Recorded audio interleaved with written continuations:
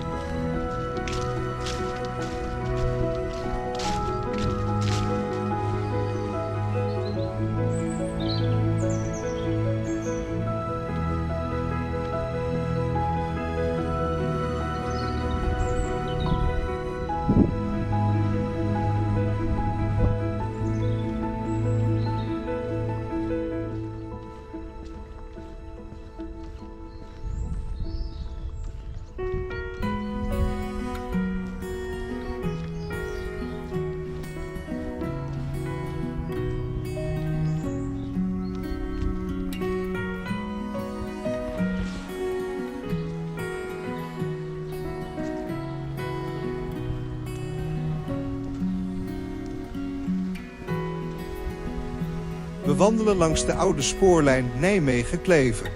De spoorlijn, die op 8 augustus 1865 werd geopend, verbond Nijmegen via Groesbeek en Kranenburg met de Duitse stad Kleef. Vanuit Kleef kon verder worden doorgereisd in Duitsland. Het Duitse deel was als spoorlijn 2610 onder beheer van Deutsche Bahnnetze. De lijn is op 2 juni 1991 gesloten, maar is sinds 27 april 2008 deels in gebruik als toeristische attractie met drezines, spoorfietsen, de Grensland-Drezine. Naast de spoorlijn ligt sinds 2019 de fietssnelweg Europa-Radbaan.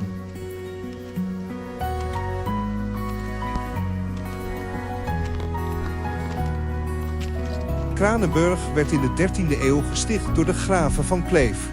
De eerste historische bronnen vermelden een burcht Kranenburg uit 1270 en een kerk uit 1277.